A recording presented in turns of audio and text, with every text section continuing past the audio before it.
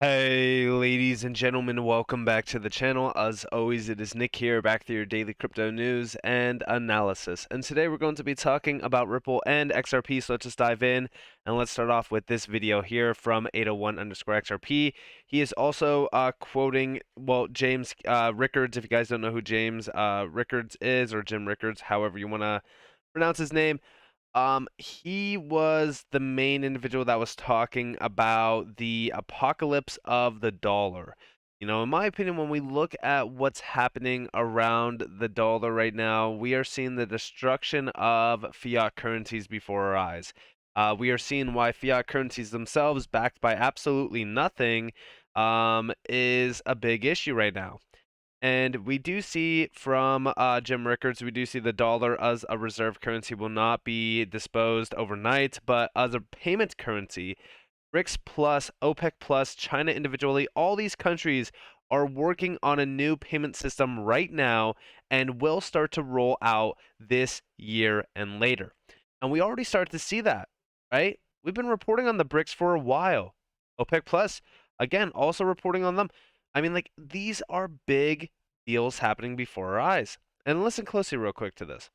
Preparing for what we're talking about, which is a world where the dollar as a reserve currency will not be deposed overnight. But as a payment currency, there's a difference between a reserve currency and a payment currency. Right. Anything can be a payment currency. If I want to pay you with baseball cards and bottle caps and you're okay with that, then it's a currency. So when we see the BRICS Plus, the Shanghai Right. Cooperation Organization, OPEC Plus, China individually, all these countries are the European Economic Union, which is Putin's answer to the EU. All of these organizations are working on new payment systems right now, and they're going to start to roll them out this year and later. So that's going to be a radical change in how we pay for things. And this is all on crypto. You might say, yeah, you're just saying that because you talk crypto all the time. No, no.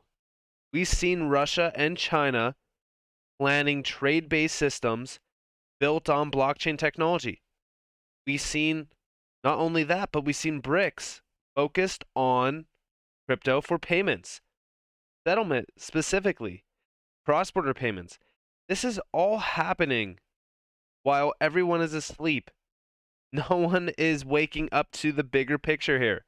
I said it on my Twitter just recently. It was like a couple days back now. But I said, like, I'm watching the biggest events in history play out before my eyes while the general public is being distracted. Like, these are historical events. This is historical events happening. No one's even realizing it. It is crazy to me, absolutely crazy to me, that no one is talking about these things happening. Did you just ever hear from Utility Theory? If you like XRP, you will like the story behind the inspiration of this artwork. Correspondent banking system and Swift enrich the shareholders of the banking cartel with fees on transactions, robbing global citizens using their slow and expensive system. Yeah, they are robbing you blind. Check out this graphic here. So you do see the global payment system. You do see all the fees going back to all of the high tier elitist. They are robbing everyone who is making transactions on a day-to-day basis. You could see the comparison between Swift and XRP. I mean, you see the fee base, you see the time to settlement, you see it all. I mean, everything at the end of the day is not going to be centered on Swift no more. There was a discussion going around, and in my opinion, this is how we will see it. RippleNet will be the new Swift, right? And XRP will be the global bridge currency. Now, I've also talked about how XRP could become the reserve currency. Why? Why does it make sense for XRP to be the reserve currency? Because of the value held behind XRP. Not only the value held behind XRP, but what XRP can facilitate. It's a bridge currency. It could be you could transact $1 to any other currency by utilizing XRP as a bridge currency. It is incredible. And not only that, but XRP is decentralized. What? Why does that matter? Well, it's very simple. If you were the Bank of China, why would you want to utilize the US dollar as a reserve currency? You wouldn't. You would want to have something that no country can control. You want something that is fully decentralized. This is where XRP comes into play as the reserve currency. Now, we do see over here, laser focused on payments. David Schwartz, listen closely to this video real quick. It seems like cryptocurrencies are just naturally suited. Payments are payments are the worst. Like if you anyone who's made an international payment probably has stories of bad experiences, and so the worst payments better, and it's payments, personal payments, I think not that because domestic.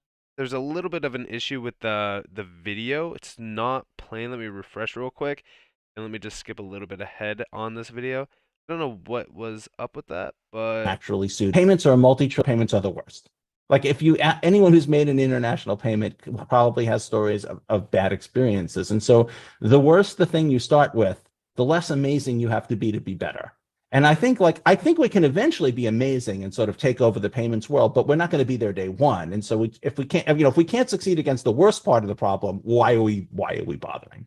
And so that was kind of the very earliest focus. And I think that kind of matured between 2011 and 2014, this kind of focus of like, we really need to solve payments. Like and if you think about any other use case, you think about an NFT. Well, I want to buy it and I want to sell it. Think about a loan. Well, I want to pay the loan back and I want to get paid like the amount of money I borrowed. Like all of these other use cases need great payments. And so we just sort of laser focused in on payments better. And specifically, we kind of focused on cross-border international payments, not because domestic payments are great, but because they're cross-border. so yeah, the video was a little bit rough, but you guys get the point. They are hyper focused on payments. They want to disrupt payments. They are disrupting this entire food chain. Now, when you have something like that, it's 100% going to be targeted, especially by the incumbents that are controlling that system. That's why we are seeing a lawsuit against Ripple with XRP. That is why we are in this lawsuit that is extremely long. It's a grueling process. And at the end of the day, I do believe that we will come out of it victorious. It's going to be very, very interesting once we do see that fully go. That we have that announcement. We could finally see that we are done with this SEC drama, with this SEC nonsense. And then what is going to happen after the fact? Well, we're going to see things where Ripple goes live in many areas. In fact, here's a report from Wrath Economan. He posted this article over on Twitter. Payments Canada notes CIBC using Ripple's blockchain-based solution for cross-border payments in this report. Canadian payment methods and trends 2022. And we do see Ripple being highlighted over here. We do see in 2022, CIBC, one of the largest providers of cross-border payments in Canada, announced they would partner with Ripple and leverage Ripple's blockchain-based solution for cross-border payments. I mean, like, listen, there is, in my opinion, there's not even a single doubt in my mind that Ripple will take over the cross-border payment market. That is a $156 trillion market by itself, and it's continuously growing year over year. Now, with that in mind, we talk about Swift as well. In my opinion, when we look at RippleNet, I believe that RippleNet as a network has a high probability chance of overtaking Swift and being much larger than Swift. And we're not competing with Swift. Remember that. We're not competing with Swift. We're not trying to kill Swift or anything like that. We're not even trying to replace them. But I do think that the technology behind RippleNet will gradually become more and more adopted to the point that we don't need to focus on competition. We don't need to focus on killing something, replacing something. No, we will gradually see that because as technology advances, there is going to be a lot of major payment technology companies out there, and there's going to be a lot of payment-based names out there that want to utilize this technology that will come over to Ripple and say, okay, we want to utilize your technology because it is the most efficient out there. It is absolutely slaughtering anything out there in the legacy system. So let's go together on this and let's tackle this massive market. That's what's going to happen. And Swift is not even going to be a question anymore. And again, from Wrath Economy, we do see here, Identity's patent to use RippleNet for financial information is shown in an October investor presentation. The patent from 2015 is periodically rediscovered on Twitter. Notice it was approved last year in the U.S. and this year in Singapore. And check out this entire patent. So it's IP and patents, and this is something very interesting. So first off, 2015 is when they filed the patent applications to protect its invention of a blockchain-based global ecosystem for financial information. And the patent, a globally connected ecosystem for rich tokenized payments information, accessible via enterprise blockchain, universally compatible with legacy networks such as Swift and ACH. Like I said, they're not trying to kill Swift or anything like that. And new networks such as RippleNet and MasterCard cross-border services. IP strategy written with leading United States IP law firm Wilson Sonsini, looking at avenues to commercialize the patent, including direct partnerships, indirect licensing, and also the potential for enforcement, including infringement litigation. So this is huge, and this is centered on tokenization because tokenization is definitely going to be extremely large. I've talked about it many, many times on this channel, but all of this is incredible to say the least. And when we talk about the lawsuit, when we talk about what's happening with the lawsuit, we focus on the bigger things happening around Ripple. Going all the way back to October, this got posted on December 15th from Ripple, but we do see the new partnerships are underway with their payment solution. Lemonway and XBAT can make real-time global payments easier than ever for their customers. And here's a full breakdown of this from October, where we've seen a huge stepping stone for Ripple into France and Sweden through on-demand liquidity. You know, if you think that this is substantial, when you go back to the on-demand liquidity news announcements from this year, I think that there was maybe, I want to see, I want to say like maybe 3 or 5 announcements, maybe even more. But these are huge announcements. This isn't just like your typical partnership. No, they are partnering with major players in massive regions.